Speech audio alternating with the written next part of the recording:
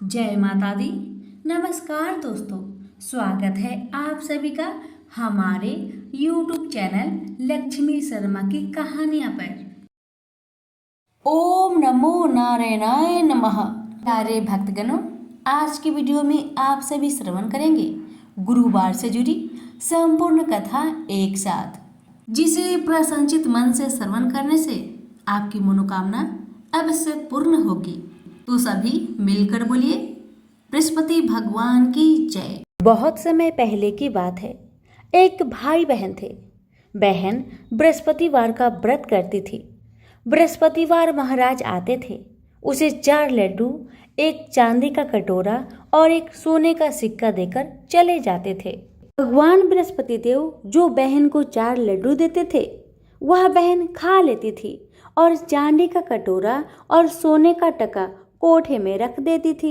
एक दिन की बात है कि भाभी ने जब बहन का कोठा खोला तो उसने देखा कि कोठा तो चमचमा रहा था। भाभी ने जल्दी से पड़ोसन को भी बुलाया और कोठा को दिखाया कि मेरी ननद इतने कटोरे और सोने के सिक्के कहाँ से लाई होगी, कोठे में जगमग हो रही है। अब पड़ोसन बोली कि अपने आदमी से कहना। भाभी कहने लगी, मेरा आदमी तो नहीं सुनेगा। उस पर पड़ोसन ने कहा, ठीक है, ऐसा करना कि दाल का चम्मच भात में डालना, भात का चम्मच दाल में डाल देना। उसने वैसा ही किया। ये देख पति ने अपने पत्नी से कहा, तुम पागल हो गई हो। तो पत्नी ने कहा, पागल तो तुम्हारी बहन हो गई है, क्योंकि कोठे में इतनी जगमगा रही है। ये देखकर भाई क्रोध से भर गया और अपनी बहन से कहने लगा, सच सच बताओ, तुम इतने सारे कटोरे और सोने के सिक्के कहाँ से लाई हो? मैं तुम्हें घर से धक्के मार कर निकाल दूंगा। एक दिन की बात है कि भाई ने अपने बहन से कहा, बहन चलो मैं तुम्हें मामा के घर ले चलता हूँ। बहन तो जानती थी कि मामा का घर तो नहीं जाते हैं हम। अपनी भाई की मन की बात जानकर बहन ने कहा, भाई जहाँ पर केले का वृक्ष हो और मंदिर हो वहीं पर तुम मुझे छोड़ देना। भाई ने वैसा ही किया जैसे बहन ने बताया था। भाई बहन को केले के पेड़ के पास छोड़कर अपने घर को चला जाता है। बृहस्पतिवार का दिन था। बहन ने केले के वृक्ष की पूजा करी और कथा करी। बृहस्पति देवता आए, 4 लड्डू, चांदी का कटोरा, सोने का सिक्का देकर जाने लगे तो उसका भाई पेड़ के पीछे छुपकर ये सब देख रहा था। भाई ने उसके पैर पकड़ लिए। तब बृहस्पति देवता बोले, मेरे पैर छोड़ पापी, कुंवारी कन्या को कलंक लगाते हो। ये तो सत्य से व्रत करती है। मैं ही इसके व्रत से प्रसन्न होकर 4 लड्डू, चांदी का कटोरा और सोने का सिक्का देकर चला जाता हूँ, और इसका पीछा भूल कर भी मत करना। भाई को अपनी गलती का एहसास हो चुका था। वह अपनी बहन को घर लाया और उसकी भाभी तभी दरवाजे पर खड़ी थी। वह बोली, तुम इसे फिर घर लेकर आ गए? उसने बोला, ये मेरी बहन है, इसे कुछ मत कहना। मेरी बहन तो बृहस्पतिवार का व्रत करती है। का ही फल भगवान से 4 लड्डू, चांदी का कटोरा और सोने का सिक्का देकर चले जाते हैं। बात पर पत्नी ने कहा, अच्छा मैं भी देखती हूँ इसके बृहस्पतिवार देवता को। इतना कहकर भाभी पूरे गांव के सभी बच्चों को कह आई कि आज मेरी ननद बृहस्पतिवार का व्रत करेगी, तुम सभी आना, सबको 4-4 लड्डू, सोने का सिक्का और कटोरा भी मिलेगा। तो ननद एक पैर पर खड़ी होकर बृहस्पति देव की प्रार्थना करने लगी कि हे बृहस्पति देवता, मेरी लाज रखना। बहन ने बृहस्पति देव से 3 बार कहा और बृहस्पति देवता आए और सब बच्चों को 4 लड्डू, चांदी का कटोरा, सोने का सिक्का दिया और चले गए। इस तरह बृहस्पति देवता जैसे उस लड़की पर कृपा करी, वैसी हम सब पर अपनी कृपा दृष्टि रखना। प्रेम से बोलिए बृहस्पति महाराज की जय। बृहस्पतिवार की दूसरी कहानी। किसी गांव में एक साहूकार था, जिसके घर में धन दौलत, अन्न वस्त्र की कोई भी कमी नहीं थी, परंतु उसकी स्त्री बहुत ही कृपण और साधु संत को भिक्षा नहीं देती थी। सारे दिन घर के काम काज में लगी रहती थी। जो कि एक साधु महात्मा बृहस्पतिवार के दिन उसके द्वार पर आए और भिक्षा की याचना की। स्त्री उस समय आंगन को लीप रही थी। वह महिला इस तरह कहने लगी कि साधु महात्मा, मैं इस समय आंगन को लीप रही हूँ, फिर आप किसी दिन आ जाना। साधु महात्मा उस दिन खाली हाथ ही चले गए। थोड़े दिनों के बाद साधु महात्मा फिर भिक्षा मांगने को आए और साहूकारनी उस समय अपने बेटे को खाना खिला रही थी। फिर उसने वैसा ही कहा कि महात्मा, आज तो मैं अपने बेटे को खाना खिला रही हूँ, किसी और दिन आना। फिर महात्मा वहां से खाली हाथ लौट गए। तीसरा बार जब साधु महाराज आए, उसने उसी तरह टालना चाहा, परंतु साधु महाराज कहने लगे कि तुमको बिल्कुल अवकाश हो जाए तो मुझे भिक्षा दोगी।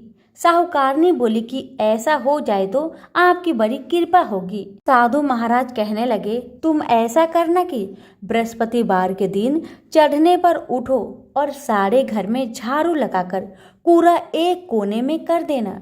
घर का चौका मत लगाओ और फिर हजामत अवश्य बनाओ। खाना बनाकर चूल्हे के पीछे रखो, सामने कभी न रखो। शाम होने के बाद दीपक जलाया करो। बृहस्पतिवार के दिन पीले वस्त्र मत पहनना। पीले रंग की चीजों का भोजन करो। महाराज ने कहा, अगर तुम ऐसा करोगी तो तुमको घर का कोई काम नहीं करना होगा। साहूकारनी ने ऐसा ही किया। उसने कुछ दिनों के बाद घर में खाने को कुछ नहीं रहा। थोड़े दिनों के बाद फिर वही महात्मा आए और भिक्षा मांगने लगे और सेठानी ने कहा, महात्मा, हमारे घर में एक भी अन्न का दाना नहीं है, आपको कुछ भी नहीं दे सकते। महात्मा कहने लगे, तुम तो सारा दिन खाली हो, फिर भी मुझे कुछ नहीं दे सकती, तुम क्या चाहती हो? सेठानी ने हाथ जोड़कर प्रार्थना की और बोली, साधु महाराज, आपसे हाथ जोड़कर विनती करती हूँ, ऐसा कोई उपाय बताइए कि जो जैसा था पहले जैसा हो जाए। और मैं आपसे प्रतिज्ञा करती हूँ कि जैसा आप कहेंगे मैं वैसा ही करूँगी। तब महात्मा जी ने कहा, बृहस्पतिवार को प्रातःकाल उठकर स्नान आदि से निवृत्त होकर घर को गाय के गोबर से लीपो और कोई भी पुरुष हजामत नहीं बनाए तथा भूखों को भोजन अन्न जल का दान करो। सायंकाल होते ही दीपक जलाओ। यदि ऐसा करोगी तो तुम्हारे सब मनोकामनाएं बृहस्पति देव जी भगवान पूरी कर देंगे। साहूकारनी ने ऐसा ही किया। उसके घर में धन दौलत अन्न वस्त्र के भंडार पहले जैसे हो गए। बृहस्पति देव ने जैसा था वैसा ही कर दिए। प्रेम से बोलिए बृहस्पति देव की जय। भारतवर्ष में एक प्रतापी और दानी राजा राज्य करता था। वह नित्य गरीबों और ब्राह्मणों की सहायता करता था। यह बात उसकी रानी को अच्छी नहीं लगती थी। वह ना ही गरीबों को दान देती, ना ही भगवान का पूजा करती थी और राजा को भी दान देने से मना किया करती थी। एक दिन राजा शिकार खेलने वन को गए हुए थे तो रानी महल में अकेली थी। उसी समय बृहस्पति देव साधु का भेष में राजा के महल में भिक्षा लेने के लिए गए और भिक्षा मांगी। रानी ने भिक्षा देने से इनकार किया और कहा, हे साधु महाराज, मैं तो दान पुण्य से तंग आ गई हूँ। मेरा पति सारा धन लुटाते रहते हैं। मेरी इच्छा है कि हमारा धन नष्ट हो जाए, फिर ना रहेगा बांस ना बजेगी बांसुरी। रानी की बातें सुन साधु महाराज ने कहा, देवी, तुम तो बड़ी विचित्र हो। धन संतान तो सभी चाहते हैं, पुत्र और लक्ष्मी तो पापी के घर भी होने चाहिए। यदि तुम्हारे पास अधिक धन है तो भूखों को भोजन दो, प्यासों के लिए प्याऊ बनवाओ, मुसाफिरों के लिए धर्मशाला खुलवाओ। जो निर्धन अपनी कुंवारी कन्याओं का विवाह नहीं कर सकते, उनका विवाह करा दो। ऐसे और कई काम हैं जिनके करने से तुम्हारा यश लोक परलोक में भी फैलेगा। परंतु रानी पर उपदेश का कोई प्रभाव ना पड़ा। वह बोली, महाराज, आप मुझे कुछ ना समझाए। मैं ऐसा धन नहीं चाहती जो हर जगह बांटती फिरूं। साधु महाराज ने उत्तर दिया, यदि तुम्हारी ऐसी इच्छा है तो तथास्तु, तुम ऐसा करना कि बृहस्पतिवार को घर लिपकर पीली मिट्टी से अपना सिर धोकर स्नान करना, भट्टी चढ़ाकर कपड़े धोना। ऐसा करने से आपका सारा धन नष्ट हो जाएगा। इतना कहकर वह साधु महाराज वहां से आलोप हो गए। साधु के अनुसार कई बातों को पूरा करते हुए रानी को केवल 3 ही बृहस्पतिवार बीते थे कि उसकी समस्त धन संपत्ति नष्ट हो गई। भोजन के लिए राजा का परिवार तरसने लगा। तब एक दिन राजा ने रानी से बोला कि हे रानी, तुम यहीं रहो, मैं दूसरे देश को जाता हूँ, क्योंकि यहाँ पर सभी लोग मुझे पहचानते हैं, इसलिए मैं यहाँ कोई छोटा काम नहीं कर सकता। ऐसा कहकर राजा परदेश चला गया। वहाँ वह जंगल से लकड़ी काट कर लाता और शहर में बेचा करता था। इस तरह वह अपना जीवन व्यतीत करने लगा। उधर राजा के परदेश जाते ही रानी और दासी दुखी रहने लगी। एक बार जब रानी और दासी को 7 दिन तक बिना भोजन के रहना पड़ा, तो रानी ने अपनी दासी से कहा, हे दासी, पास के ही नगर में मेरी बहन रहती है, वह बड़ी धनवान है, तू उसके पास जा और कुछ लेकर आ, ताकि थोड़ी बहुत गुजर बसर हो जाए। दासी रानी की बहन के पास गई। उस दिन गुरुवार था और रानी की बहन उस समय बृहस्पतिवार व्रत कथा सुन रही थी। दासी ने रानी की बहन को अपनी रानी का संदेश दिया, लेकिन रानी की बड़ी बहन ने कोई उत्तर नहीं दिया। जब दासी को रानी की बहन से कोई उत्तर नहीं मिला, तो वह बहुत दुखी हुई और उसे क्रोध भी आया। दासी ने वापस आकर रानी को सारी बात बता दी। सुनकर रानी ने अपने भाग्य को कोसा। उधर रानी की बहन ने सोचा कि मेरी बहन की दासी आई थी, परंतु मैं उससे नहीं बोली, इससे वह बहुत दुखी हुई होगी। कथा सुनकर और पूजन समाप्त करके वह अपनी बहन के घर जल्दी जल्दी गई और कहने लगी, हे बहन, मैं बृहस्पतिवार का व्रत कर रही थी, तुम्हारी दासी मेरे घर में आई थी, परंतु जब तक कथा होती है तब तक ना उठते हैं और ना ही कुछ बोलते हैं, इसलिए मैं नहीं बोल सकी। कहो दासी, क्या बात है, तुम क्यों आई थी हमारे घर? रानी बोली, बहन, तुमसे क्या छिपाए, हमारे घर में खाने तक को अनाज नहीं था। ऐसा कहते कहते रानी की आंखें भर आई। उसने दासी समेत पिछले 7 दिनों से भूखे रहने तक की बात अपनी बहन को बताई। रानी की बहन बोली, देखो बहन, भगवान बृहस्पति देव सबकी मनोकामना को पूर्ण करते हैं। देखो, शायद तुम्हारे घर में अनाज रखा हो। पहले तो रानी को विश्वास नहीं हुआ, पर बहन के आग्रह करने पर उसने अपनी दासी को अंदर भेजा तो उसे सचमुच अनाज से भरा एक घड़ा मिल गया। यह देखकर दासी को बड़ी हैरानी हुई। दासी रानी से कहने लगी, हे रानी, जब हमको भोजन नहीं मिलता तो हम व्रत ही तो करते हैं, इसलिए क्यों ना इनसे व्रत और कथा की विधि पूछ ली जाए, ताकि हम भी व्रत कर सके। तब रानी अपने बहन से बृहस्पतिवार व्रत के बारे में पूछने लगी, तो उसकी बहन ने बताया, बृहस्पतिवार के व्रत में चने की दाल और मुनक्का से विष्णु भगवान का केले की जड़ में पूजन करें तथा दीपक जलाएं, व्रत कथा सुने और पीला भोजन ही करें। इससे बृहस्पति देव प्रसन्न होते हैं। व्रत और पूजन विधि बताकर रानी की बहन अपने घर को लौट आई। 7 दिन के बाद जब गुरुवार आया तो रानी और दासी ने व्रत रखा। घुड़सार में जाकर चना और गुड़ लेकर आई, फिर उसके केले के जड़ में तथा विष्णु भगवान का पूजन किया। अब पीला भोजन कहाँ से आए, इस बात को लेकर दोनों बहुत दुखी थे। चूंकि उन्होंने व्रत रखा था, इसलिए बृहस्पति देव उनसे प्रसन्न थे। इसलिए वे एक साधारण व्यक्ति का रूप धारण कर 2 थालों में सुंदर पीला भोजन दासी को दे दिए।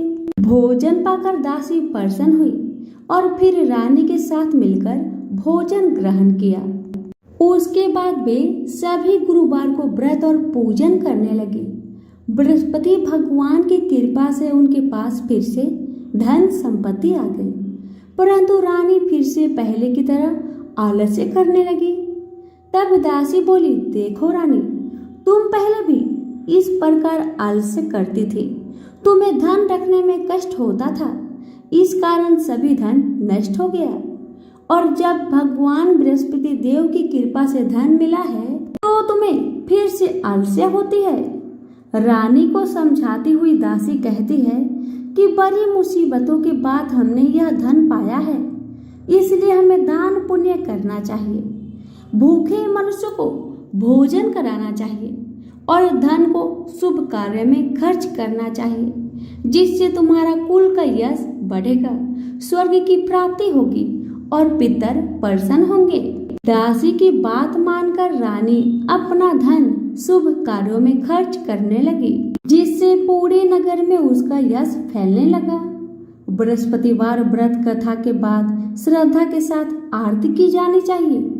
इसके बाद प्रसाद बांटकर उसे ग्रहण करना चाहिए। एक दिन राजा दुखी होकर जंगल में एक पेड़ के नीचे आसन जमाकर बैठ गया। वह अपनी दशा को याद करके व्याकुल होने लगा। बृहस्पतिवार का दिन था। एकाएक उसने देखा कि निर्जन वन में एक साधु प्रकट हुए। वह साधु भेष में स्वयं बृहस्पति भगवान थे। लकड़हारे के सामने आकर बोले, हे लकड़हारे, इस सुनसान जंगल में तू चिंतामग्न क्यों बैठा है? लकड़हारे ने दोनों हाथ जोड़कर प्रणाम किया और उत्तर दिया, महात्मा जी, आप सब कुछ जानते हैं, मैं क्या कहूँ?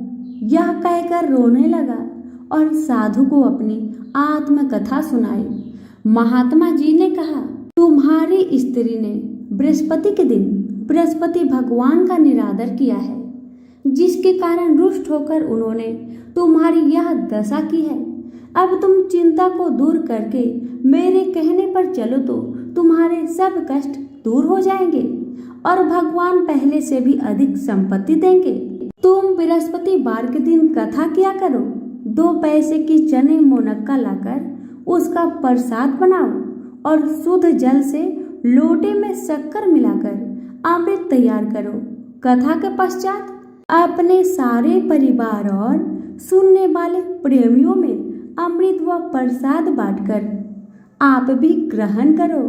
ऐसा करने से भगवान तुम्हारी सब मनोकामना पूर्ण करेंगे। साधु के ऐसे वचन सुनकर लकड़हारा बोला, हे प्रभु, मुझे लकड़ी बेचकर इतना पैसा नहीं मिलता जिससे भोजन के उपरांत कुछ बचा सकूं। मैंने रात्रि में अपनी स्त्री को व्याकुल देखा है।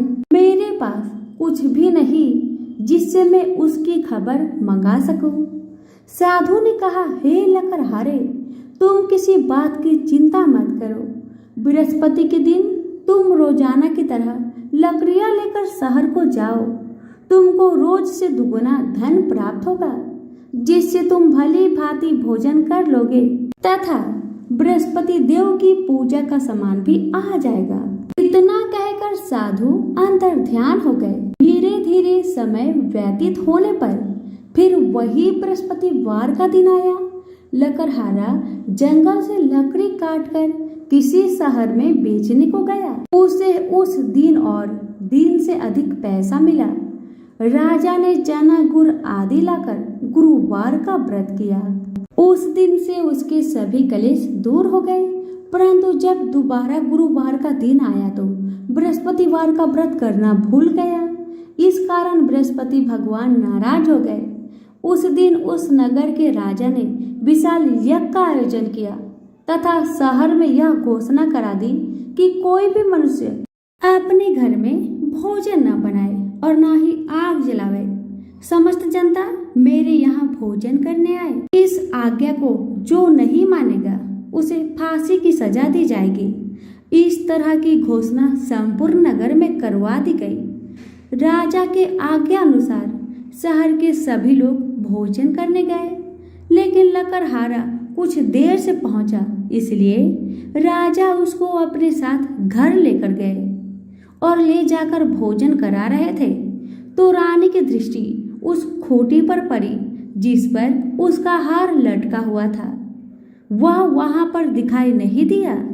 रानी ने निश्चय किया कि मेरा हार इस मनुष्य ने चुरा लिया है। उसी समय सिपाहियों को बुलवाकर उसको कारागार में डाल दिया गया। जब लकड़हारा कारागार में पड़ गया और बहुत दुखी होकर विचार करने लगा कि ना जाने कौन से पूर्व जन्म के कर्म से मुझे यह दुख प्राप्त हुआ है, और उसी साधु को याद करने लगा जो कि जंगल में मिले थे।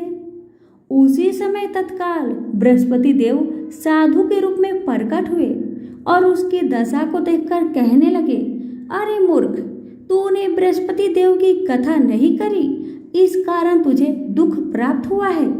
अब चिंता मत कर, बृहस्पति बार के दिन कारागार के दरवाजे पर तुम्हें 4 पैसे मिलेंगे। उनसे तू बृहस्पति देव की पूजा करना, तेरे सभी कष्ट दूर हो जाएंगे। बृहस्पति के दिन उसे 4 पैसे मिले।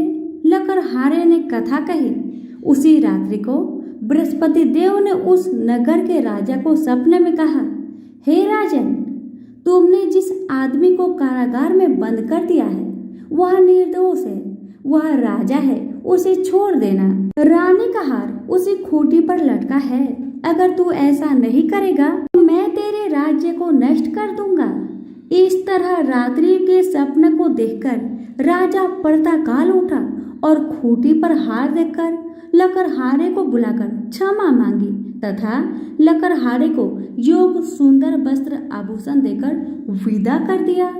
बृहस्पति देव की आज्ञा अनुसार लकड़हारा अपने नगर को चल दिया। राजा जब अपने नगर के निकट पहुंचा तो उसे बड़ा आश्चर्य हुआ। नगर में पहले से अधिक बाग, तालाब, कुएं तथा बहुत सी धर्मशाला, मंदिर आदि बन गई है। राजा ने पूछा, यह सब किसका बाग और धर्मशाला है? तब नगर के सब लोग कहने लगे, यह सब रानी और बंदी की है। तो राजा को आश्चर्य हुआ और गुस्सा भी आया।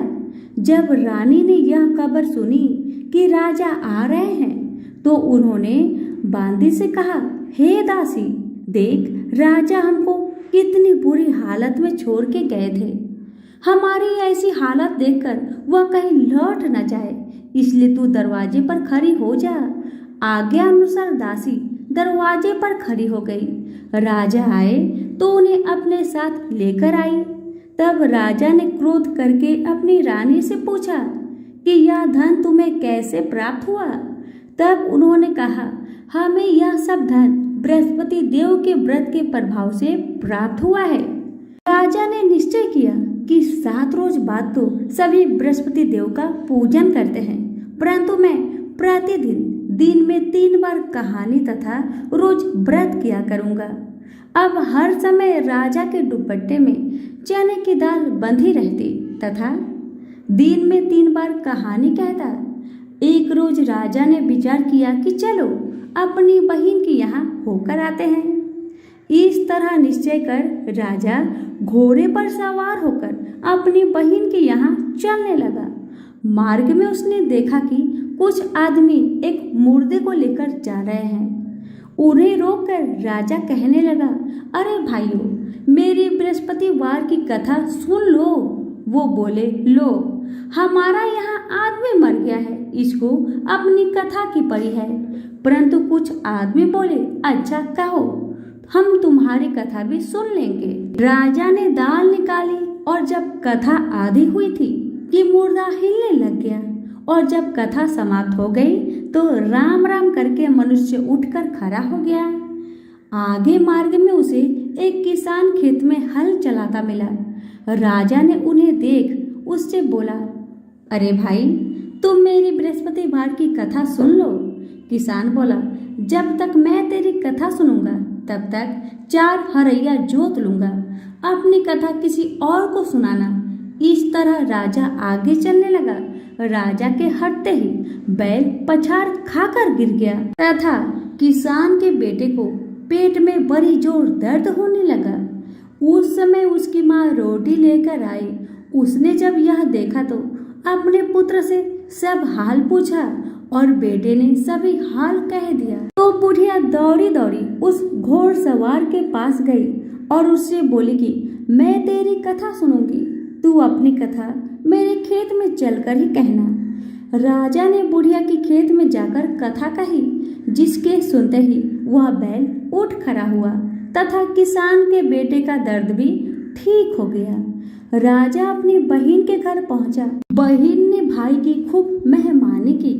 दूसरे रोज प्रातःकाल राजा जागा तो वह देखने लगा कि सब लोग भोजन कर रहे हैं।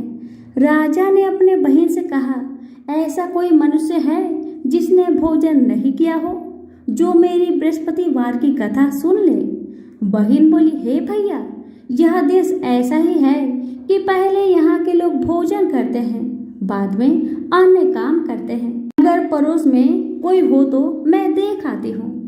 ऐसा कहकर वह देखने चली गई, परंतु उसे कोई ऐसा व्यक्ति नहीं मिला जिसने भोजन न किया हो। अतः वह एक कुम्हार के घर गई जिसका लड़का बीमार था। उसे मालूम हुआ कि उनके यहाँ 3 रोज से किसी ने भोजन नहीं किया है। रानी ने अपने भाई की कथा सुनने के लिए कुम्हार से कहा तो वह तैयार हो गया। राजा ने जाकर बृहस्पतिवार की कथा कही, जिसको सुनकर उसका लड़का एकदम ठीक हो गया। अब तो राजा की प्रशंसा होने लगी। एक रोज राजा ने अपनी बहन से कहा, हे बहन, हम अपने घर को जाएंगे, तुम भी तैयार हो जाओ। राजा के बहन ने अपनी सास से कहा तो सास ने कहा, हाँ चली जा, परंतु अपने लड़के को मत ले जाना, क्योंकि तेरे भाई के तो कोई औलाद नहीं है। बहन ने अपने भैया से कहा, हे भैया, मैं तो चलूंगी, पर कोई बालक नहीं जाएगा। राजा बोला, जब कोई बालक नहीं चलेगा तब तुम जाकर क्या करोगी? बड़ी दुखी मन से राजा अपने नगर को लौट आया। राजा ने अपनी रानी से कहा, हम निर्वंशी हैं, हमारा मुख देखने का धर्म नहीं है और कुछ भोजन आदि नहीं किया। रानी बोली, हे प्रभु, बृहस्पति देव ने हमें सब कुछ दिया है, आप भरोसा रखें, बृहस्पति देव हमें औलाद जरूर देंगे। उसी रात को बृहस्पति देव ने राजा को सपने में कहा, हे राजा उठ, सभी सोच त्याग दे, तेरी रानी गर्भ से है। राजा की यह बात सुनकर बड़ी खुशी हुई। 9वें महीने में उसके गर्भ से एक सुंदर पुत्र पैदा हुआ। तब राजा बोला, हे रानी, स्त्री बिना भोजन के रह सकते हैं, पर बिना कहे नहीं रह सकते। जब मेरी बहन आए तो तुम उससे कहना मत। रानी ने सुनकर हाँ कर दिया। जब राजा की बहन ने यह शुभ समाचार सुना तो वह बहुत खुश हुई तथा बधाई लेकर अपने भाई के यहाँ आई। राजा की बहन बोली, भाभी, मैं इस प्रकार ना कहती तो तुम्हें औलाद कैसे मिलती? बृहस्पति देव ऐसे ही है, जैसे जिसके मन में कामनाएं हैं सभी को पूर्ण करते हैं। जो सद्भावना पूर्वक बृहस्पतिवार का व्रत करता है एवं कथा पढ़ता अथवा सुनता है, दूसरों को सुनाता है, बृहस्पति देव उसकी सभी मनोकामना पूर्ण करते हैं। प्रेम से बोलिए बृहस्पति भगवान की जय। श्री महालक्ष्मी जी की यह कथा है। भारतवर्ष के सौराष्ट्र देश में द्वापर युग की यह कहानी हुई है। सौराष्ट्र में उस समय भद्रश्रवा नाम के राजा थे। वे बड़े पराक्रमी राजा थे। 4 वेद, 6 शस्त्र, 18 पुराणों का उन्हें ज्ञान था। उनकी रानी का नाम सूरत चंद्रिका था। रानी देखने में सुंदर और सुलक्षणा थी तथा पतिव्रता थी। उन दोनों को 7 पुत्र तथा उसके बाद एक कन्या का वरदान मिला था। कन्या का नाम श्यामबाला था। एक बार महालक्ष्मी जी के मन में आया कि जाकर उस राजा के राजप्रसाद में रहे। इससे राजा को दुगनी धन दौलत की प्राप्ति होगी और वह इस धन दौलत से अपनी प्रजा को और सुख दे पाएगा। गरीब के घर अगर रहे और उसे धन दौलत प्राप्त हो तो वह स्वार्थी की तरह केवल अपने ऊपर ही खर्च करेगा। यह सोचकर श्री महालक्ष्मी जी ने बूढ़ी ब्राह्मण स्त्री का रूप धारण किया। हाथ में लाठी लिए लाठी के सहारे रानी के द्वार तक पहुंची। यद्यपि उन्होंने बूढ़ी औरत का रूप धारण किया था, पर उनके चेहरे पर देवी का तेज था। उन्हें देखते ही एक दासी सामने आई। उसने इनका नाम धाम काम धर्म पूछ डाला। वृद्ध ब्राह्मण का रूप धारित माता लक्ष्मी ने कहा, बालिके, मेरा नाम कमला है। मेरे पति का नाम भुवनेश है। हम द्वारिका में रहते हैं। तुम्हारी रानी पिछले जन्म में एक वैश्य की पत्नी थी। वह वैश्य गरीब था। दरिद्र के कारण हर रोज घर में झगड़े होते थे तथा उसका पति रोज उसे मारता था। इन बातों से तंग आकर वह घर छोड़कर चली गई तथा वन जंगल में खाली पेट भटकने लगी। उसकी इस दुर्दशा पर मुझे दया आई तो मैंने उसे सुख संपत्ति देने वाली श्री महालक्ष्मी की कथा सुनाई। मेरे कहने पर उसने श्री महालक्ष्मी का व्रत किया। श्री महालक्ष्मी प्रसन्न हुई, उसकी गरीबी दूर हुई, उसका घर संसार दौलत संपत्ति से भर गया। बाद में पति पत्नी दोनों परलोक सिधारे। लक्ष्मी व्रत करने के कारण वे लक्ष्मी लोक में रहे। उन्होंने जितने साल महालक्ष्मी का व्रत किया उतने 1000 साल उन्हें सुख भोग मिला। इस जन्म में उसका जन्म राजघराने में हुआ है, परंतु वह श्री महालक्ष्मी व्रत करना भूल गई है। उसे यह याद दिलाने में यहाँ आई हूँ। बुढ़िया की बातें सुनकर दासी ने उन्हें प्रणाम किया तथा श्री महालक्ष्मी व्रत किस तरह किया जाए इस बारे में पूछा। बुढ़िया रूप धारण किए हुए लक्ष्मी माता ने दासी को पूजा विधि तथा महिमा बताई। इसके बाद वह दासी माता को प्रणाम कर रानी को बताने अंदर चली गई। राज वैभव में रहते हुए रानी को अपने ऐश्वर्य का बहुत घमंड हुआ था। संपत्ति तथा अधिकार की वजह से वह उन्मत्त हो गई थी। दासी द्वारा बताई गई बुढ़िया की बातें सुनकर आग बबूला होकर राज द्वार पर आकर बुढ़िया रूपी श्री महालक्ष्मी पर बरस पड़ी। उसे यह मालूम नहीं था कि श्री महालक्ष्मी माता बुढ़िया का रूप धारण करके द्वार तक आई है, परंतु रानी का इस कदर रुख बर्ताव तथा अपना अनादर देखकर माता ने वहां ठहरना ठीक न समझा। वे वहां से चल पड़ी। राह में उन्हें राजकुमारी श्यामबाला मिली। उन्होंने श्यामबाला को सारी बात बताई। श्यामबाला अपने ओर से श्री महालक्ष्मी जी से क्षमा मांगी। माता को उस पर दया आई।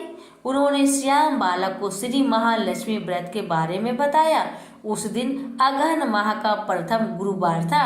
श्यामबाला ने परम श्रद्धा से श्री महालक्ष्मी का व्रत रखा। फलस्वरूप राजा सिद्धेश्वर के सुपुत्र मालाधर से उसका विवाह हुआ। वह धन दौलत ऐश्वर्य वैभव से माला माल हो गई। पति के साथ ससुराल में आनंद से दिन बिताने लगी। इधर श्री महालक्ष्मी रानी पर प्रकोप हुआ। फलस्वरूप राजा भद्रश्रवा का राज्य एवं राज कारोबार नष्ट हो गया। यहाँ तक कि खाने के भी लाले पड़ गए। ऐसी हालत में एक दिन रानी ने राजा से निवेदन किया, हमारा दामाद इतना बड़ा राजा है, धनवान है, ऐश्वर्यशाली है, क्यों न उसके पास जाए, अपना हाल उसे बताए, वह जरूर हमारी मदद करेगा। इस बात पर राजा भद्रश्रवा दामाद के पास रवाना हुए। राज्य में पहुंचकर एक तालाब के किनारे थोड़ी देर विश्राम लेने के लिए ठहरे। तालाब से पानी लेते आते जाते दासियों ने उन्हें देखा। उन्होंने विनम्रता से उनकी पूछताछ की। जब उन्हें यह मालूम हुआ कि वे रानी श्यामबाला के पिता हैं, तो दौड़ते हुए जाकर उन्होंने रानी को सारी बात बताई। रानी ने दासी के हाथ राज परिधान भेजकर बड़े ठाट से उनका स्वागत तथा आदर सत्कार किया, खान पान करवाया। जब वो लौटने लगे तो सोने की मोहर से भरा घड़ा दिया। राजा भद्रश्रवा जब वापस लौटे तो उन्हें देखकर रानी सूरज चंद्रिका खुश हुई। उन्होंने जब सोने की मोहरों से भरे घड़े का मुख खोला, पर हाय भगवान, घड़े में धन के बदले कोयले मिले। ये सब श्री महालक्ष्मी जी की प्रकोप से हुआ।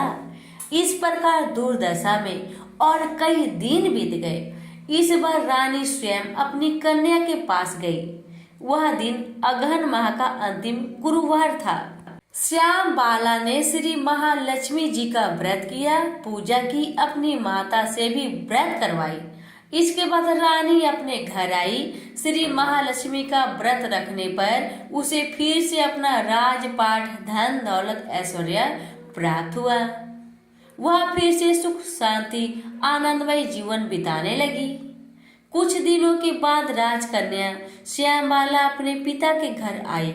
उसे अपने घर देखकर सूरज चंद्रिका को पुरानी बात याद आई, यही कि श्यामबाला ने अपने पिता को घड़ा भरकर कोयला दिया था और उसे कुछ भी नहीं दिया था। इसी कारण श्यामबाला को पिता के घर आने का उसका कोई आदर आतिथ्य नहीं हुआ, बल्कि अनादर हुआ। पर उसने इस बात का बुरा नहीं माना। अपने घर लौटते समय उसने पिता के घर से थोड़ा नमक ले लिया। अपने घर लौटने पर उसके पति ने पूछा, अपने मायके से क्या लाई हो? इस पर उसने जवाब दिया, वहाँ का सार लाई हूँ। पति ने पूछा, इसका मतलब क्या हुआ? श्यामबाला ने कहा, धोरा धीरज रखे, सब मालूम हो जाएगा। उस दिन श्यामबाला ने सारा भोजन नमक डाले बिना ही बनाया और पति को परोसा। पति ने खाना चखा, सारा खाना नमक बिना था, इसलिए स्वाद न आया। फिर श्यामबाला ने थाली में नमक डाला, इससे सारा भोजन स्वादिष्ट लगने लगा। अब श्यामबाला ने पति से कहा, यही है वह मायके से लाया हुआ सार। पति को उसकी बात सही लगी। फिर वह दोनों हंसी मजाक करते हुए भोजन करने लगे। कहा गया है कि इस तरह जो कोई श्रद्धा भाव से श्री महालक्ष्मी की पूजा करे, उसे माता की कृपा प्राप्त होती है, सुख संपत्ति शांति प्राप्त होती है, सभी मनोकामनाएं पूरी होती है। परंतु ये सब प्राप्त होने पर माता की पूजा को भूलना नहीं चाहिए। हर गुरुवार को व्रत पाठ अवश्य करना चाहिए। इस तरह श्री महालक्ष्मी की महिमा भक्तों की मनोकामना पूरी करती है। प्रेम से बोलिए महालक्ष्मी माता की जय। श्री साईं व्रत को कोई भी स्त्री, पुरुष और बच्चे भी रख सकते हैं। साईं बाबा का व्रत जात पात के भेदभाव के बिना कोई भी व्यक्ति कर सकता है। यह व्रत बहुत चमत्कारी है। 9 गुरुवार को विधि पूर्वक व्रत करने से इच्छित फल की प्राप्ति होती है। यह व्रत किसी भी गुरुवार को साईं बाबा का नाम लेकर शुरू किया जा सकता है। जिस कार्य सिद्धि के लिए व्रत किया गया हो, उसके लिए साईं बाबा से सच्चे मन से प्रार्थना करनी चाहिए। श्री साईं बाबा आपकी मनोकामना अवश्य पूर्ण करेंगे। यह व्रत कलाधर लेकर भी किया जा सकता है, जैसे दूध, चाय, फल, मिठाई इत्यादि, अथवा एक समय भोजन मीठा या नमकीन करके किया जा सकता है। भूखे रहकर उपवास ना कर सके तो व्रत वाले दिन सुबह या शाम को साईं बाबा की फोटो तथा श्री साईनाथ सिद्ध विषा यंत्र की पूजा करनी चाहिए। पूजा करने से पूर्व नहा धोकर वस्त्र पहने। इसके पश्चात पूर्व दिशा में किसी आसन पर कोरा पीला कपड़ा बिछाकर उस पर श्री साईं बाबा की फोटो व साईं यंत्र को स्वच्छ जल से पोंछकर स्थापित करे। चंदन का तिलक लगाए और पीले फूल चढ़ाए और अगरबत्ती तथा दीपक, शुद्ध घी का दीपक जलाकर साईं व्रत की कथा पढ़नी या फिर सुननी चाहिए। तथा जिस कार्य के सिद्धि के लिए व्रत रख रहे हैं, उस कार्य को निर्विघ्न पूरा करने के लिए श्री साईं बाबा की सच्चे मन से प्रार्थना करनी चाहिए और श्री साईं बाबा की आरती करके प्रसाद बांटे तथा स्वयं भी ग्रहण करें। प्रसाद में कोई फल भी, मिठाई अथवा घर में बनाई खिचड़ी बांटे। 9 गुरुवार को यदि संभव हो तो साईं बाबा के मंदिर में जाकर साईं के दर्शन जरूर करें। यदि साईं के मंदिर न जा पाए तो घर पर ही श्रद्धा भक्ति पूर्वक साईं बाबा की पूजा की जा सकती है। यदि व्रत वाले दिन कहीं बाहर जाना हो या यात्रा पर हो तो व्रत चालू रखा जा सकता है या फिर उस गुरुवार को छोड़कर अगले गुरुवार को व्रत करें। स्त्रियां यदि व्रत के समय रजवाला होने के कारण अथवा किसी अन्य कारण से व्रत न रख पाए तो उस गुरुवार को 9 गुरुवार की गिनती में न लीजिए और उस गुरुवार के बदले अन्य गुरुवार को व्रत करके 9वें गुरुवार का उद्यापन करें। एक बार मनोकामना अनुसार व्रत पूर्ण करने के बाद फिर मनोकामना कर फिर से साईं व्रत शुरू कर सकते हैं। श्री साईं बाबा व्रत की उद्यापन विधि। 9वें गुरुवार को व्रत पूरा होने पर उद्यापन करना चाहिए। इस दिन कम से कम 5 गरीबों को भोजन कराना चाहिए। साईं बाबा के व्रत के उद्यापन में अपने अड़ोस पड़ोस मित्रों सगे संबंधियों को साईं बाबा की महिमा और व्रत का प्रसार करने के लिए श्री साईं बाबा व्रत कथा की यह असली पुस्तकें भेंट करने पर चमत्कारी लाभ होता है। इस तरह व्रत का उद्यापन करें। 9वें गुरुवार को जितनी भी पुस्तकें भेंट देनी है उन्हें तिलक लगाकर पूजा में रखें और बाद में बांटें, जिनसे उन व्यक्तियों की भी मनोकामना पूर्ण हो जिसे आप ये पुस्तक भेंट में दे रहे हैं। श्री साईनाथ सिद्ध विषा यंत्र जिसकी 9 गुरुवार पूजा की है उस मंत्र को अपने पूजा के स्थान पर स्थापित कर दे। उपरोक्त विधि पूर्वक व्रत रखने उद्यापन करने से अवश्य ही सभी मनोकामनाएं पूर्ण होंगी, ऐसा साईं भक्तों का विश्वास है। अब सुनिए श्री साईं बाबा की व्रत कथा। रामा बहन और उनके पति दीपक एक बड़े नगर में रहते थे। दोनों का एक दूसरे के प्रति बड़ा प्रेम भाव था और वह अपने घर परिवार में आनंद पूर्वक रहते थे। दीपक भाई का अच्छा खासा कारोबार था, परंतु उनका स्वभाव थोड़ा कठोर या और बोलने का शायद उन्हें ढंग न आता था। अचानक समय ने अपना पासा पलटा और दीपक भाई का अच्छा खासा चलता हुआ कारोबार एकदम से ठप पड़ गया। अत्यधिक घाटा होने के कारण उन्होंने व्यवसाय पूरी तरह से बंद कर दिया और समय के हाथों विवश होकर घर पर बैठ गए। इस कारण उनके स्वभाव में पहले से ज़्यादा उग्रता आ गई। बात बात पर लड़ना झगड़ना उनकी आदत बन गई थी। इसी वजह से उनकी अक्सर अपने पास पड़ोसियों से भी कहा सुनी हो जाती थी। उनके इस स्वभाव के कारण उनके पड़ोसी भी खिन्न रहते थे। रामा बहन बहुत ही धार्मिक स्वभाव की स्त्री थी। वह भगवान पर पूर्ण श्रद्धा और विश्वास रखती थी, इसीलिए शायद बिना कुछ कहे सब कुछ चुपचाप सह लेती थी। उन्हें विश्वास था कि ईश्वर एक दिन कोई न कोई रास्ता अवश्य निकालेंगे। एक दिन दोपहर के समय रमा बहन के घर पर एक वृद्ध साधु महाराज दरवाजे पर आए। उनके चेहरे पर अद्भुत तेज था और आंखों से अमृत बरस रहा था और उन्होंने आकर दाल चावल की मांग की। रमा बहन ने तुरंत हाथ धोकर उस साधु महाराज को दाल चावल लाकर दिए और हाथ जोड़कर उन्हें नमस्कार किया। वृद्ध साधु ने आशीर्वाद दिया, साईं सदा सुखी रखे। रमा बहन ने कहा, महाराज सुख अपने भाग्य में ही नहीं है, और फिर अपने दुखी जीवन की काफी कहानी कह डाली। तब साधु महाराज ने रमा के दुखों को दूर करने हेतु उन्हें श्री साईं बाबा के 9 गुरुवार के व्रत करने के बारे में बताया।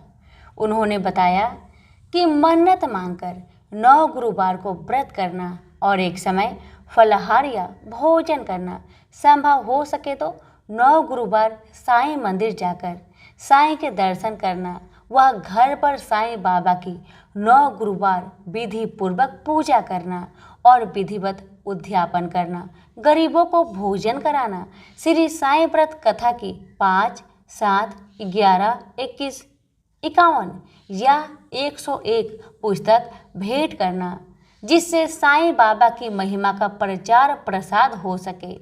इससे चमत्कारी लाभ होता है। कलयुग में यह व्रत बड़ा चमत्कारी व्रत है। यह सभी मनोकामनाएं पूर्ण करता है, लेकिन साईं बाबा पर अटूट श्रद्धा, विश्वास और धीरज रखना जरूरी है। व्रत को करते समय मन में किसी के भी प्रति ईर्ष्या, द्वेष नहीं होना चाहिए और झूठ, छल, कपट आदि बुरी आदतों को भी त्याग देना चाहिए। साईं का स्मरण करते रहना चाहिए। इस सब बातों को ध्यान में रखकर जो भी व्यक्ति साईं व्रत व उद्यापन करता है, साईं बाबा उसकी मनोकामना अवश्य पूर्ण करेंगे। साधु महाराज से ऐसे वचन सुनकर रमा बहन अत्यंत प्रसन्न हुई और उन्होंने भी गुरुवार से 9 गुरुवार का व्रत लिया। 9वें गुरुवार को व्रत पूर्ण होने पर उन्होंने उद्यापन किया और गरीबों को भोजन कराया। साईं व्रत था कि 101 पुस्तक भेंट की। इससे उनके घर के झगड़े झंझट दूर हुए। घर में बहुत ही सुख शांति हो गई। दीपक भाई का स्वभाव में आश्चर्यजनक बदलाव आने लगा। उन्होंने फिर से अपना कारोबार शुरू कर दिया। थोड़े ही समय में उनके घर में सुख समृद्धि बढ़ गई। दोनों पति पत्नी सुखी जीवन बिताने लगे। एक दिन रमा बहन की जेठानी अपने पति के साथ उनके घर मिलने आई। दोनों पति पत्नी को खुश देखकर उन्हें बड़ी प्रसन्नता हुई। उन्होंने रमा बहन से पूछा कि उनके जीवन में यह चमत्कार कैसे हुआ, और बातों ही बातों में उन्होंने बताया कि उनके बच्चे पढ़ाई नहीं करते और परीक्षा में फेल हो गए, दिनों दिन बिगड़ते जा रहे हैं, जिसकी वजह से सब कुछ होते हुए भी हम लोग बहुत परेशान हैं। पर रमा बहन ने उन्हें 9 गुरुवार को साईं बाबा के व्रत करने की महिमा बताई। साईं बाबा की भक्ति से बच्चे अच्छी तरह से पढ़ पाएंगे और कहना भी मानेंगे, लेकिन इन सब के लिए साईं बाबा पर पूर्ण श्रद्धा और विश्वास रखना जरूरी है। साईं बाबा सबकी सहायता करते हैं। उसने रमा बहन से व्रत का उद्यापन की विधि बतलाने को कहा। रमा ने 9 गुरुवार तक व्रत करने व संभव हो तो साईं मंदिर में जाकर साईं दर्शन करने के लिए कहा और ये भी बताया कि यह व्रत स्त्री पुरुष एवं बच्चे सभी कर सकते हैं। 9 गुरुवार साईं बाबा की फोटो तथा सिद्ध साईं यंत्र की पूजा करना, फूल चढ़ाना, दीपक अगरबत्ती आदि प्रसाद चढ़ाना एवं साईं बाबा का स्मरण करना, आरती करना आदि विधि बताई। साईं व्रत कथा, साईं स्मरण, साईं चालीसा, कवच, साईं बावनी, साईं नाम माला आदि का पाठ करना, 9वें गुरुवार को उद्यापन करना, यथाशक्ति साईं व्रत कथा की पुस्तकें पास पड़ोस मित्रों और सगे संबंधियों को भेंट कर देना। उनकी जेठानी यह सब सुन बहुत प्रसन्न हुई।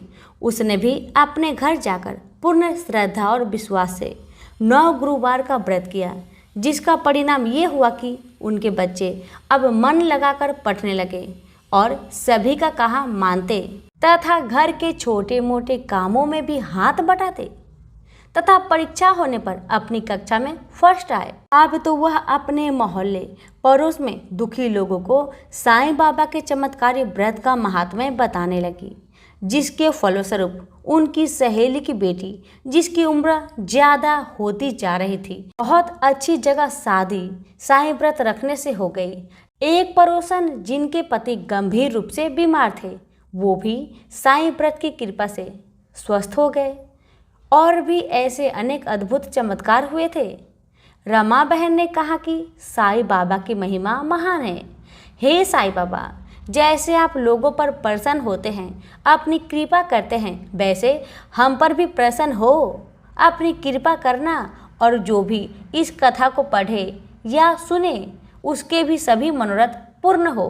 तो सभी मिलकर बोले साईं महाराज की जय। एक समय नैमिषारण्य तीर्थ में शौनकादि 88,000 ऋषियों ने श्री सूत जी से पूछा, हे प्रभु, इस कलयुग में वेद विद्या रहित मनुष्य को प्रभु भक्ति किस प्रकार मिलेगी तथा उनका उद्धार कैसे होगा? हे मुनि श्रेष्ठ, कोई ऐसा तप कहिए जिसमें थोड़े समय में पुण्य प्राप्त हो तथा वांछित फल भी मिले। यह कथा सुनने की हमारी इच्छा है। सर्व शास्त्र ज्ञाता श्री सूत जी बोले, हे वैष्णवों में पूज्य, आप सबने प्राणियों के हित की बात पूछी है। अब मैं उस श्रेष्ठ व्रत को आप लोगों से कहूंगा, जिस व्रत को नारद जी ने लक्ष्मी नारायण से पूछा था और श्री लक्ष्मीपति ने मुनिश्रेष्ठ नारद जी से कहा था। सो ध्यान से सुनो। एक समय योगी राज नारद जी दूसरे के हित की इच्छा से अनेक लोकों में घूमते हुए मृत्यु लोक में आ पहुंचे। वहां पर अनेक योनियों में जन्म हुए प्राय सभी मनुष्य को अपने अपने कर्मों द्वारा अनेक दुखों से पीड़ित देखकर उन्होंने सोचा कि ऐसा क्या किया जाए कि मानवों के दुखों का नाश हो सके। ऐसा मन में विचार कर नारद जी विष्णु लोक को गए। वहां श्वेत वर्ण और 4 भुजाओं वाले देवों के इस नारायण को, जिनके हाथ में शंख चक्र गदा और पद्म थे तथा वरमाला पहने हुए थे, इन्हें देखकर नारद जी स्तुति करने लगे। हे भगवान, आप अत्यंत शक्ति से संपन्न हैं। मन तथा वाणी भी आपको नहीं पा सकते। आपका आदि मध्य अंत नहीं है। निर्गुण स्वरूप सृष्टि के कारण भक्तों के दुखों को नष्ट करने वाले हैं। आपको मेरा नमस्कार है। नारद जी से इस प्रकार की स्तुति सुनकर विष्णु भगवान बोले, हे मुनि श्रेष्ठ, आपके मन में क्या है? आपका किस काम के लिए यहाँ आगमन हुआ है? वो सब निसंकोच कहिए। तब नारद मुनि बोले, मृत्यु लोक में सब मनुष्य जो अनेक योनि में पैदा हुए हैं, अपने अपने कर्मों द्वारा अनेक प्रकार के दुखों से दुखी हो रहे हैं। हे नाथ, मुझ पर दया रखते हैं तो बताइए कि उन मनुष्य के सब दुख थोड़े से प्रयत्न से कैसे दूर हो सकते हैं। श्री भगवान जी बोले, हे नारद, मनुष्यों की भलाई के लिए तुमने बहुत ही अच्छी बात पूछी है, जिसके करने से मनुष्य मोह से छूट जाता है। वह मैं कहता हूँ, सुनो। पुण्य देने वाला स्वर्ग तथा मृत्यु लोक दोनों में दुर्लभ एक उत्तम व्रत है। आज मैं प्रेमवश होकर तुमसे कहता हूँ, श्री सत्यनारायण भगवान का व्रत अच्छी तरह विधान पूर्वक करके मनुष्य तुरंत ही यहाँ सुख भोग कर मरने पर मोक्ष को प्राप्त होता है। कि भगवान के वचन सुनकर नारद मुनि बोले कि उस व्रत का फल क्या है, क्या विधान है, किसने यह व्रत किया था और किस दिन यह व्रत करना चाहिए, विस्तार से कहिए। भगवान बोले, दुख शोक आदि को दूर करने वाला, धन धान्य को बढ़ाने वाला, सौभाग्य तथा संतान को देने वाला यह व्रत सब स्थानों पर विजयी करने वाला है। भक्ति और श्रद्धा के साथ किसी भी दिन मनुष्य श्री सत्यनारायण जी की शाम के समय ब्राह्मणों और बंधुओं के साथ धर्म परायण होकर पूजा करे। भक्ति भाव से निवत केले का फल, घी, दूध और गेहूं का चूर्ण सवाया ले। गेहूं के अभाव में साठी का चूर्ण, शक्कर तथा गुड़ ले और सब भक्षण योग्य पदार्थ जमा करके भगवान को अर्पित करे तथा बंधु बांधवों सहित ब्राह्मणों को भोजन कराए। उसके पश्चात स्वयं भोजन करे। नित्य गीत आदि का आचरण कर श्री सत्यनारायण भगवान का स्मरण करता हुआ समय व्यतीत करे। इस तरह व्रत करने पर मनुष्य की इच्छा निश्चय पूरी होती है। विशेषकर कली काल में मृत्यु लोक पर यही मोक्ष का सरल उपाय है। तो बोलिए सत्यनारायण भगवान की जय। श्री सत्यनारायण व्रत कथा का प्रथम अध्याय संपूर्ण हुआ। श्रीमन नारायण नारायण नारायण, भजमन नारायण नारायण नारायण। श्री सत्यनारायण भगवान की जय। अब सुनिए दूसरा अध्याय। सूत जी बोले, हे ऋषियों, जिसने पहले समय में इस व्रत को किया है उसका इतिहास कहता हूँ, ध्यान से सुनो। सुंदर काशीपुरी नगरी में एक अत्यंत निर्धन ब्राह्मण रहता था। वह भूख प्यास से बेचैन हुआ नित्य पृथ्वी पर घूमता था। ब्राह्मणों से प्रेम करने वाले भगवान ने ब्राह्मण का रूप धारण कर उसके पास जाकर आदर के साथ पूछा, हे ब्रीप, नित्य दुखी हुआ पृथ्वी पर क्यों घूमता है? दीन ब्राह्मण बोला, मैं निर्धन ब्राह्मण हूँ, भिक्षा के लिए पृथ्वी पर फिरता हूँ। हे भगवान, यदि आप इसका उपाय जानते हैं तो कृपा करके कहिए। वृद्ध ब्राह्मण बोला कि सत्यनारायण भगवान मनोवांछित फल देने वाले हैं, इसलिए हे ब्राह्मण तू उनका पूजन कर, जिसके करने से मनुष्य सब दुखों से मुक्त हो जाता है। ब्राह्मण को व्रत का सारा विधान बतलाकर बूढ़े ब्राह्मण का रूप धारण करने वाले श्री सत्यनारायण भगवान अंतर ध्यान हो गए। जिस व्रत को वृद्ध ब्राह्मण ने बतलाया है मैं उसको करूंगा, यही निश्चय करने पर उसे रात में नींद नहीं आई। वह सवेरे उठ सत्यनारायण भगवान के व्रत का निश्चय कर भिक्षा के लिए चला। उस दिन उसको भिक्षा में बहुत धन मिला, इससे बंधु बांधवों के साथ उसने श्री सत्यनारायण का व्रत किया। इसके करने से वह वृप सब दुखों से छूटकर अनेक प्रकार की संपत्ति से युक्त हुआ। उस समय से वह वृप हर मास व्रत करने लगा। इस तरह सत्यनारायण भगवान के व्रत को जो करेगा वह सब पापों से छूटकर मोक्ष को प्राप्त होगा। जो पृथ्वी पर श्री सत्यनारायण भगवान का व्रत करेगा वह मनुष्य सब दुखों से छूट जाएगा। इस तरह नारद जी से नारायण जी का कहा हुआ यह व्रत मैंने तुमसे कहा। हे वृपो, मैं अब और क्या कहूँ।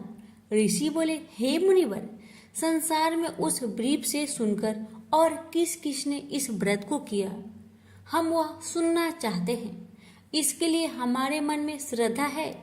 सूत जी बोले, हे मुनियों, जिसने इस व्रत को किया है वह सब सुनो। एक समय वह वृप धन और ऐश्वर्य के अनुसार बंधु बांधवों के साथ व्रत करने को तैयार हुआ। उसी समय एक लकड़ी बेचने वाला बूढ़ा आदमी आ गया और बाहर लकड़ियां को रखकर वृप के मकान में गया। प्यास से दुखी लकड़हारा उनको व्रत करते देखकर वृप को नमस्कार कर कहने लगा कि आप यह क्या कर रहे हैं और इसके करने से क्या फल मिलता है, कृपया मुझसे कहिए। ब्राह्मण ने कहा, सब मनोकामनाओं को पूरा करने वाला यह श्री सत्यनारायण भगवान का व्रत है। इसकी ही कृपा से मेरे यहाँ धन्य धान्य आदि की वृद्धि हुई है। वृप से इस व्रत के बारे में जानकर लकड़हारा बहुत प्रसन्न हुआ। चरणामृत ले और प्रसाद खाने के बाद अपने घर को गया। लकड़हारे ने अपने मन में इस प्रकार का संकल्प किया कि आज ग्राम में लकड़ी बेचने से जो धन मिलेगा उसी से मैं श्री सत्यनारायण भगवान का उत्तम व्रत करूंगा। यह मन में विचार कर वह बूढ़ा आदमी लकड़ियां अपने सिर पर रखकर जिस नगर में धनवान लोग रह रहे थे ऐसे सुंदर नगर में गया। उस रोज वहां पर उसे उन लकड़ियों का दाम पहले दिनों से चौगुना मिला। वह बूढ़ा लकड़हारा दाम ले और अति प्रसन्न होकर पके केले की फली, शक्कर, घी, दूध, दही और गेहूं का चूर्ण इत्यादि श्री सत्यनारायण भगवान के व्रत की कुल सामग्रियों को लेकर अपने घर गया। फिर उसने अपने भाई बंधुओं को बुलवाकर विधि के साथ भगवान जी का पूजन और व्रत किया। उस व्रत के प्रभाव से वह बूढ़ा लकड़हारा धन पुत्र आदि से युक्त हुआ और संसार के समस्त सुख भोगकर बैकुंठ को चला गया। श्री सत्यनारायण व्रत कथा का दूसरा अध्याय संपूर्ण। श्रीमन नारायण नारायण नारायण, भज मन नारायण नारायण नारायण।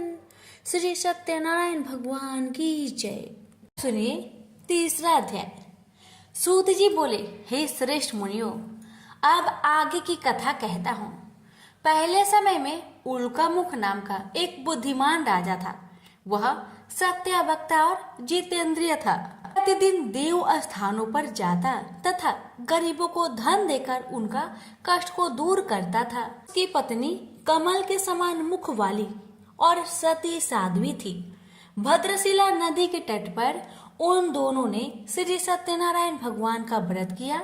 उस समय वहां एक साधु नामक वैश्य आया। उसके पास व्यापार के लिए बहुत सा धन था। राजा का व्रत करते हुए देखकर वह विनय के साथ पूछने लगा, हे राजन, भक्ति युक्त चित्त से आप क्या कर रहे हैं? मेरी सुनने की इच्छा है, सो आप यह मुझे बताइए। राजा बोला, हे साधु, अपने बांधवों के साथ पुत्र आदि की प्राप्ति के लिए एक महाशक्तिमान श्री सत्यनारायण भगवान का व्रत व पूजन किया जा रहा है। राजा के वचन सुनकर साधु आदर से बोला, हे राजन, मुझसे इस सब का विधान कहो, मैं भी आपके कथानुसार इस व्रत को करूंगा। मेरे भी कोई संतान नहीं है और इससे निश्चय ही होगी। राजा से सब विधान सुन व्यापार से निवृत्त हो वह आनंद के साथ घर गया। साधु ने अपनी स्त्री से संतान देने वाले उस व्रत का वर्णन सुनाया और कहा कि जब मेरी संतान होगी तब मैं इस व्रत को करूंगा। साधु ने ऐसे वचन अपनी स्त्री लीलावती से कही। एक दिन उसकी स्त्री लीलावती पति के साथ आनंदित हो सांसारिक धर्म में प्रवृत्त होकर श्री सत्यनारायण भगवान की कृपा से गर्भवती हो गई तथा 10वें महीने में उसके एक सुंदर कन्या का जन्म हुआ। दिनों दिन वह इस तरह बढ़ने लगी जैसे शुक्ल पक्ष का चंद्रमा बढ़ता है। कन्या का नाम कलावती रखा गया। तब लीलावती ने मीठे शब्द में अपने पति से कहा कि जो आपने संकल्प किया था कि सत्यनारायण भगवान का व्रत करूंगा, अब आप उसे करिए। साधु बोला, हे प्रिय, इसके विवाह पर करूंगा। इस प्रकार अपनी पत्नी को अवशासन दे वह नगर को गया। कलावती पितृगृह में वृद्धि को प्राप्त हो गई। साधु ने जब नगर में सखियों के साथ अपनी पुत्री को देखा तो तुरंत ही दूत को बुलाकर कहा कि कन्या के लिए कोई सुयोग वर देखकर लाओ। साधु की आज्ञा पाकर दूत कंचन नगर में पहुंचा और वहां पर खोज और देखभाल कर लड़की के लिए सुयोग बानिक पुत्र को ले आया। उस सुयोग लड़के को देखकर साधु ने अपने बंधु बांधवों सहित प्रसन्नचित अपनी पुत्री का विवाह उसके साथ कर दिया। किंतु दुर्भाग्य से विवाह के समय भी वह उस व्रत को करना भूल गया। श्री भगवान क्रोधित हो गए और श्राप दिया कि तुम्हें दारुण दुख प्राप्त होगा। अपने कार्य में कुशल साधु बनिया जमाता सहित समुद्र के समीप स्थित होकर रत्नासारपुर नगर में गया और वहां दोनों ससुर जमाई चंद्रकेतु राजा के उस नगर में व्यापार करने लगे। एक बार भगवान श्री सत्यनारायण की माया से प्रेरित कोई चोर राजा का धन चुराकर भाग जा रहा था, किंतु राजा के दूतों को आता देखकर चोर ने घबराकर भागते हुए राजा के धन को वहीं चुपचाप रख दिया जहां वे ससुर जमाई ठहरे हुए थे। जब दूतों ने साधु वैश्य के पास राजा के धन को रखा देखा तो दोनों को बांध कर ले गया और प्रसन्नता से दौड़ते हुए राजा के समीप जाकर बोला, यह दो चोर हम पकड़ के लाए हैं, कर आज्ञा दे। तब राजा की आज्ञा से उनको कठिन कारावास में डाल दिया गया और उनका धन छीन लिया गया। श्री सत्यनारायण भगवान के श्राप द्वारा उसकी पत्नी भी घर पर बहुत दुखी हुई और घर में जो धन रखा था चोर चुरा कर ले गए। शारीरिक व मानसिक पीड़ा तथा भूख प्यास से अति दुखी हो अन्न की चिंता में कलावती एक ब्राह्मण के घर गई। वहां उसने श्री सत्यनारायण भगवान का व्रत होते देखा, कथा सुनी तथा प्रसाद ग्रहण कर रात को घर आई। माता ने कलावती से कहा, हे पुत्री, अभी तक तुम कहाँ रही? तेरे मन में क्या है?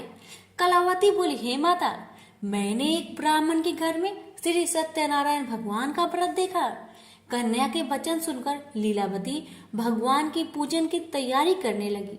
लीलावती ने परिवार और बंधुओं सहित श्री सत्यनारायण भगवान का पूजन किया और वर मांगा कि मेरे पति और दामाद शीघ्र घर आ जाए। साथ ही प्रार्थना की कि हम सबका अपराध क्षमा करें। श्री सत्यनारायण भगवान इस व्रत से संतुष्ट हो गए और राजा चंद्रकेतु को सपने में दर्शन देकर कहा, हे राजन, दोनों वैश्य को प्रता ही छोड़ दो और उनका सब धन जो तुमने ग्रहण किया है दे दो, नहीं तो मैं तेरा धन, राज्य, पुत्र आदि नष्ट कर दूंगा। राजा से ऐसा वचन कहकर भगवान अंतर्ध्यान हो गए। प्रातःकाल राजा चंद्रकेतु ने सभा में अपना स्वप्न सुनाया। फिर दोनों वानिक पुत्र को कैद से मुक्त कर सभा में बुलाया। दोनों ने आते ही राजा को नमस्कार किया। राजा मीठे वचनों में बोला, हे महानुभावों, भाग्यवश ऐसा कठिन दुख तुम्हें प्राप्त हुआ अब तुम्हें कोई भय नहीं। ऐसा कहकर राजा ने उनको नए नए वस्त्र भूषण पहनाए तथा उनका जितना धन लिया था उससे दुगना धन देकर आदर से विदा किया। दोनों वैश्य अपने घर को चल दिए। श्री सत्यनारायण व्रत कथा तीसरा अध्याय संपूर्ण हुआ। श्रीमन नारायण नारायण नारायण भज मन नारायण नारायण नारायण। श्री सत्यनारायण भगवान की जय। अब सुनिए चतुर्थ अध्याय। जी बोले, वैश्य ने मंगलवार करके यात्रा आरंभ की और अपने नगर को चल दिए। उनके थोड़ी दूर निकलने पर दंडी भेषधारी श्री सत्यनारायण ने उनसे पूछा, हे साधु, तेरी नाव में क्या है? अभिमानी वाणिक हंसता हुआ बोला, हे दंडी, आप क्यों पूछते हो? क्या धन लेने की इच्छा है? मेरी नाव में तो बेल और पत्ते भरे हैं। वैश्य का कठोर वचन सुनकर श्री भगवान ने कहा, तुम्हारा वचन सत्य हो। दंडी ऐसा कहकर वहां से दूर चले गए। कुछ दूर जाकर समुद्र के किनारे बैठ गए। दंडी की जाने पर वैश्य ने नित्य क्रिया करने के बाद नाव को ऊंची उठी देखकर अचंभा किया तथा नाव में बेल पत्ते आदि देकर मूर्छित हो गया, जमीन में गिर पड़ा। मूर्छा खोलने पर अत्यंत शोक प्रकट करने लगा। तब उसका दामाद बोला, आप शोक ना करें, यह दंडी का श्राप है, अतः उनकी शरण में चलना चाहिए हमें, तभी हमारी मनोकामना पूरी होगी। दामाद के वचन सुनकर वह दंडी के पास पहुंचा और अत्यंत भक्ति भाव से नमस्कार करके बोला, मैंने जो आपसे असत्य वचन कहे थे उसको क्षमा करे। ऐसा कहकर महान शोकातुर रोने लगा।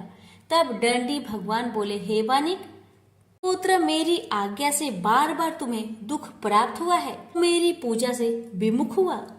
साधु बोला, हे भगवान, आपकी माया से ब्रह्मा आदि देवता भी आपके रूप को नहीं जानते, तब मैं अज्ञानी कैसे जान सकता हूँ? आप प्रसन्न होइए, मैं सामर्थ्य के अनुसार आपकी पूजा करूंगा। मेरी रक्षा कीजिए और पहले के समान नौका में धन भर दीजिए। उसके भक्ति युक्त वचन सुनकर भगवान प्रसन्न हो उसकी इच्छा अनुसार वर देकर अंतर्ध्यान हो गए। तब उन्होंने नाव पर आकर देखा कि नाव धन से परिपूर्ण है। वह श्री सत्यनारायण भगवान का पूजन कर साथियों सहित अपने नगर को चला। जब अपने नगर के निकट पहुंचा तब दूत को घर भेजा। दूत ने साधु के घर जा उसकी स्त्री को नमस्कार कर कहा, साधु अपने दामाद सहित इस नगर के समीप आ गए हैं। ऐसा वचन सुन साधु की स्त्री ने बड़े हर्ष के साथ सत्यनारायण भगवान का पूजन कर पुत्री से कहा, मैं अपने पति के दर्शन को जाती हूँ, तू कार्य पूर्ण कर शीघ्र आ।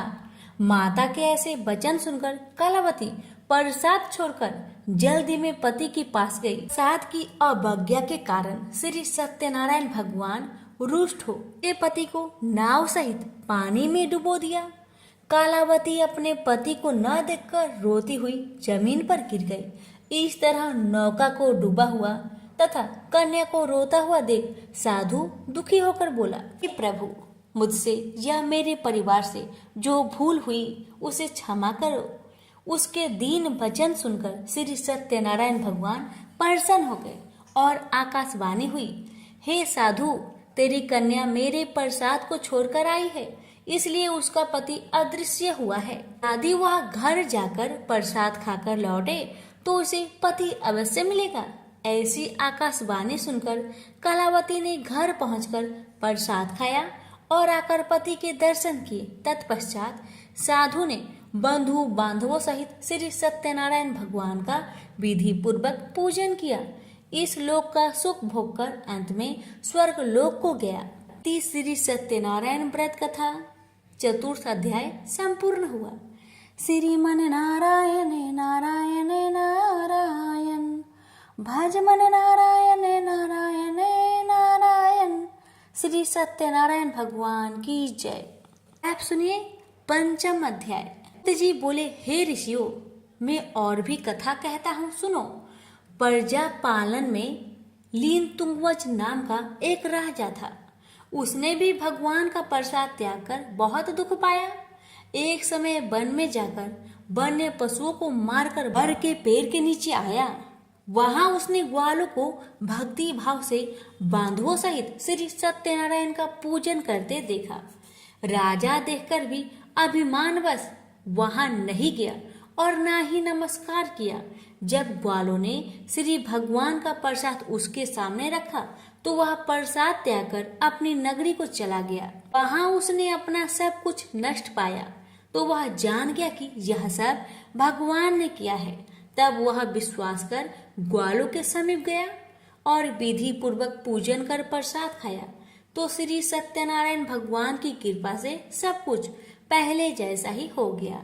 दीर्घ काल तक सुख भोग कर मरने पर स्वर्ग को गया।